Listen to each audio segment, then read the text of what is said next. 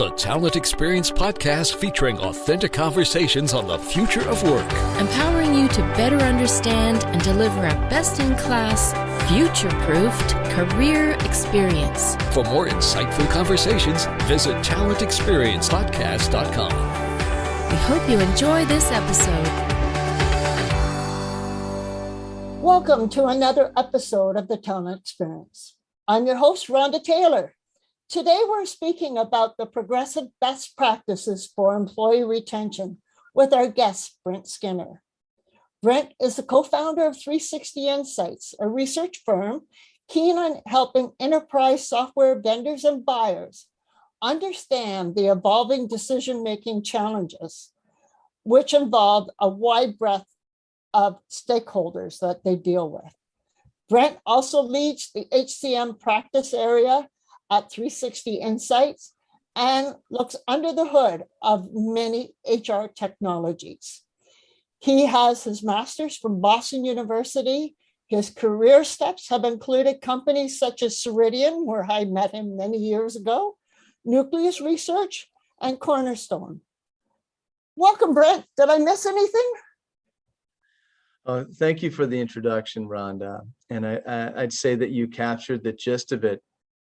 All I would add is that what I like to tell folks is that I've been in almost every swim lane of not many swim lanes of this space, except the practitioner side, which is interesting. But I've observed this HCM space from many angles. I was also a journalist, technology editor at a HRO Today many moons ago. And I got my start in this space. It was actually 15 years ago last month, which is, I don't know how I feel about that, but that's what it is. So been in this space for a while, and I'm very, very happy to be on the podcast today. Well, great. And Brent, you're a family man now, right? Yes, I am. We have two daughters. Our older daughter she's going to be 3 years old in a little bit under a month. And she has a little sister who's going to be 18 months in a couple of weeks. And they're just the cutest things. And they also keep us very, very busy. That's spoken like a proud dad. Thank you. Hey, Brent, recent surveys have noted that there's going to be a 40 to 46% of the workforce is planning on making a career move. That blows me away. How do you interpret this stat, Brent? Well, it's pretty mind-blowing, like you said, but at the same time, it's in a way it's unsurprising. We blogged about this earlier this year. It's as if everybody has 2 years worth of cabin fever built up here, right? And all sorts of things since the pandemic started back. What was it? I would say in earnest, probably March of 2020, when things really started locking down and all that. A lot of folks have been in jobs that maybe they were thinking of leaving before the pandemic, and then the job market kind of took a turn for the worse because of the lockdowns and everything, and they found themselves maybe stuck in those jobs that they didn't want to be in, or it was just too stressful, maybe with all the pandemic related things going on. They just one less thing to think about to switch jobs. But now that we've sort of exited the first phase, I like to say we exited the first phase, the initial phase of the pandemic. We definitely have pandemic ahead of us, but we've exited the first phase of really trying to figure out just what's going on. I think folks are starting to really stretch their legs and think, okay, maybe I should be making a change here. Maybe I want to make a career move or change careers completely. And by the way, I wish I had come up with this term, the Great Resignation. It's such a great term. I'm not surprised at all that this is happening. And, obviously there are things that organizations can do to mitigate this risk, right? I mean, because it's it's the equivalent of a buyer's market now for the job market. I think, it's a job seekers market in many ways, right? So I think organizations need to be on their toes to keep those employees who might be flight risks from indeed leaving. And there's a number of things that they can do, obviously. And I think Yeah, and we're going to talk about that. But one of the things I always love when I'm speaking to people, I always say, what soul searching did you do during the pandemic? Some people said, oh, I got my family from the busy downtown metropolis out into the country. So many people did various action plans. And I think now that people did some soul searching on where they want to see themselves. Yeah. I don't know about you, but I did some soul searching myself, and it's the main reason that I joined 360 Insights. Actually, I realized that I wanted to become an analyst again. So I get personal experience with that. Yeah, I think that there was time for, in a weird way, there was time for people to just how would you put it, decompress a little bit, or just clear their heads a little bit, just from the disruption, the change in the sudden change in pace was an opportunity for folks to think about what they wanted to do next, and whether they wanted to keep doing what they were doing and what mattered most to them in their lives. So if you're looking for my opinion on that, that is my opinion on that. I think I agree. There was some time for people to reflect and maybe come up with different plans for themselves. Absolutely. My thing is, in the soul searching, people establish their priorities, what really was important. And I think what number one was family, and then career. I think that came through loud and clear. Brent, recently you've been speaking about the 4 progressive best practices for employee retention. The steps being providing talent mobility, inspiring the career journey, democratizing reskilling, and lastly, accounting for well-being. Let's chip away at this list. Tell us more how providing talent mobility contributes to retention. Yeah. So one thing you have to absolutely be sure of today is that you're giving your employees a right now, the here and now, in the immediate now. Your employees need to see where they can go in your organization. Are they in a sort of a dead end job or a static position role, or is there room for them to grow in their careers to make something of themselves at your organization? That is so key and crucial, and that's really the essence of talent mobility.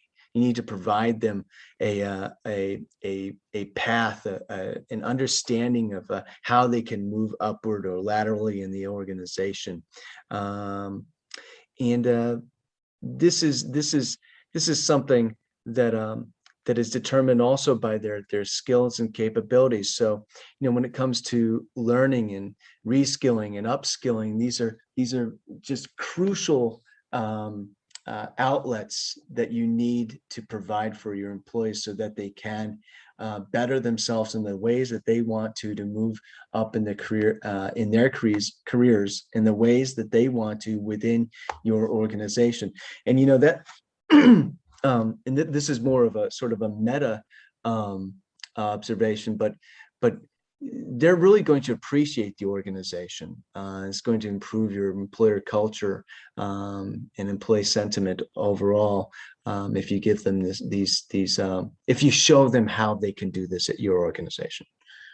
Yeah, and the other thing, Brent, is that coming out of the pandemic, a lot of companies are not prepared to start hiring. So it's wonderful that they can look within their organization it saves them money, and identify a person that can move into a position that they have. Just think of the money they save. Yeah, you're absolutely right about that. And absolutely, anytime an organization can conserve dollars or save money on external hiring by knowing who where their best talent is internally and who could be upskilled or reskilled to fill a new need. That's an efficiency. You want your external recruiters focused solely or to the best of your ability as an organization to know as much as possible on only the external talent that you definitely need because it's not available inside the organization. That's the epitome of efficiency. And what's interesting here is that even though this is an efficiency play, there's very much this idea of a sort of a soft approach. One of the things we talk about at 360 Insights is concrete and abstract HCM. Concrete HCM being the financially quantifiable stuff, the newfound efficiencies, productivity gains, right? And the abstract HCM being more employee sentiment related stuff, and about your employees' feelings and these sorts of things. And so if you're focused, if you're being as efficient as possible with your external recruiting efforts, because you're focusing those efforts solely on the folks that you do not need, that you definitely know you don't have inside the organization yet, then that's an efficiency play. But at the same time, you're actually improving your abstract HCM. You're improving your employee sentiment internally at the same time, because you're being gratifying. Excuse me. Your internal existing employees are gratified by your interest in them, in grooming them and helping them move up in the organization. Right.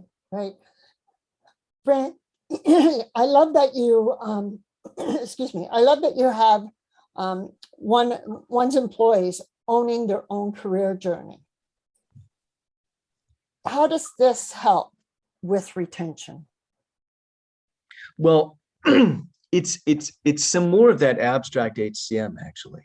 You're giving them, if you can create an environment where your employees are able to conceive their own vision of what their future could be like, right? So from the nuts and bolts standpoint of it, the talent mobility part, providing the talent mobility, you've shown them in the here and now how they can move, what tools they have, what at their disposal right now to avail themselves of, so that they can move in the organization. That gives them the that creates the environment where they actually believe, oh yes, I can move up in this organization. So now you've gotten that doubt out of the way. You've knocked down that doubt, and now they've been freed to actually start imagining how they can be how they can be the most that they can be in your organization. And invariably or generally, most of the time, that's going to be of the most benefit to the organization at the same time. It's like you're giving them their personal, GPS for their career. Exactly. This is where you are today. Tomorrow you will be here, and this is what you need to do to get there. I like that. Can I just add one? GPS. Yep. Sorry to interrupt, but I could just add a little bit more there. It's almost like Maslow's hierarchy of needs, if you think about it, right? At the lower end of the Maslow's hierarchy of needs, you have sort of your survival needs, your food and shelter and water, right? And then as you move up the hierarchy, then you start getting into belonging and aspirational things and thinking about sort of self actualization, these sorts of things, right? That's at the top of the Maslow's hierarchy of needs. Think of yourself, not to be too cute about it, but imagine you're a cave person and you're just trying to survive, find a cave and food. You can't think about, it's kind of impossible to think about any of those higher level needs, or to imagine or have a vision of what your ideal self would be like, right? It's loosely analogous, but it's similar. If you're in the organization, it's tough to start imagining in positive ways, having a vision of what you could be at that organization if you're constantly, searching for hard to find or non-existent tools to just better yourself. Okay, great. Well, that's great. Brent, reskilling is a buzzword in today's marketplace as learning strategies have evolved, making the importance for retention. Could you please share with the audience the retention aspect of democratizing reskilling? Well, I think it's SHRM came out with a stat. I don't know if it's been updated because I haven't seen it in the past year, but they came out with a stat in the past recent years where the cost of replacing an employee is anywhere from 90% to 200% of that employee's annual pay. So that can get to be quite expensive, and it might be lower, say, for sort of a box store floor associate, but it's still significant. It could be a lot more for highly specialized or particularly professional positions. I mean, you think about an organization, for instance, that has might be scientifically oriented, might be an engineering firm, and maybe most of its employees are PhDs, scientists, making several $100,000 per year. You want those folks to feel included. You want to create an inclusive culture, and part of that is can be done through democratizing reskilling. And reskilling here being defined, I would say probably loosely, this idea that you can create mentorship programs and this sort of thing where you can really create some very strong relationships between employees so that it fosters a ever greater positivity in the employer culture. So that's one way to promote retention, is a sense of belonging. If you feel that you belong to the organization, which can be influenced by mentorship programs, then you'll be far less apt to leave, and because you'll be sharing, you'll be communicating with your fellow employees and all of that. There's things like learning in the flow, gig assignments, self-directed learning, curation of content, all these sorts of things that when you think about democratization of reskilling, we're not talking about sort of traditional, conventional one-to-many training. I hesitate to even call them seminars, where you go to a virtual or in person even. You just learn something that you're required to learn for compliance reasons, or because it's part of the part of the job, right? We're talking about learning opportunities that have to do with employees exercising agency, in their own future, and having all the tools available to them so that they can direct their own learning. Right. Hey, and we're going to move on. The last practice is accounting for well-being. There is so much more to well-being. Could you expand on the elements of well-being and how it contributes to retention? Well, it's interesting. We talk about accounting for well-being. What's interesting here is, just thought of this now, we're kind of coming full circle to the sort of the beginning of our discussion today around the 4 progressive best practices.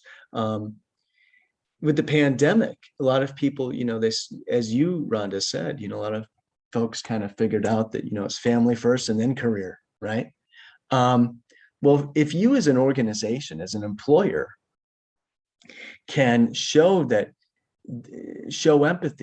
that, we understand that, we get it, we're on board with this idea of your well-being, that you're mind, body, spirit. You're not just some person exchanging your physical or mental labor and and providing that in exchange for pay. You're doing a lot more, and there's a whole self to you, and only part of it is intersects with the work that you do. If you can do that through simply by in a overall general sense, by showing the empathy, but also by providing information, tools, or that can help folks account for their own well-being, then you've really, I think you've really struck a positive chord with your employees. I mean, we've spoken with, moves a little bit outside of reskilling, but outside of learning and talent mobility and all that. But we've spoken with global payroll companies that they provide their clients with tools that they can provide their employees to understand financial well-being and get better at that sort of thing. So this is something that transcends all of HCM and beyond. I think the organizations that can show empathy to their employees and show that that it actually matters to them, that their employees' well-being is good, then I think those organizations are going to succeed, especially in the amidst this Great Resignation, where jobs, existing employees who may become job seekers, they have sort of the pick of the litter here in terms of where they want to go work next. Right. This conversation could go on, and but all good things come to an end. Yes. I thank you, Brent, for contributing to the success of the talent experience by sharing your incredible knowledge. However, before we go, I want to ask you a question about you. At the talent experience, we believe everyone should enjoy their work. Brent, you obviously excel at what you do. How do you stay on top of your game while making it look so enjoyable? Well, I am fortunate enough that my work is indeed enjoyable.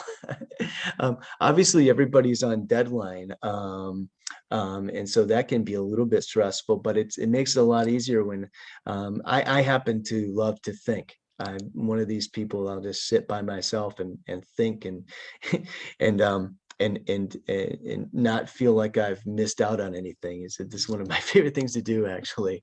So to be in a profession or in a career where I'm called on to think and write about what I'm thinking, that to me that's more than enough inspiration. That's how I keep going. Great. Brent Skinner from 360 Insights, thank you for being our guest today. Thank you for having me, Rhonda. This is Rhonda Taylor, your host, saying bye for now, and thank you for listening. Thanks for listening to this episode of the Talent Experience podcast. For more talent experience and future of work conversations, visit talentexperiencepodcast.com. Follow us on Twitter at TalentXPodcast. Or join the conversation with #Talent Experience Podcast on Facebook, Instagram, LinkedIn, or Twitter. The Talent Experience podcast was brought to you by the fabulous Fuelies at Fuel 50.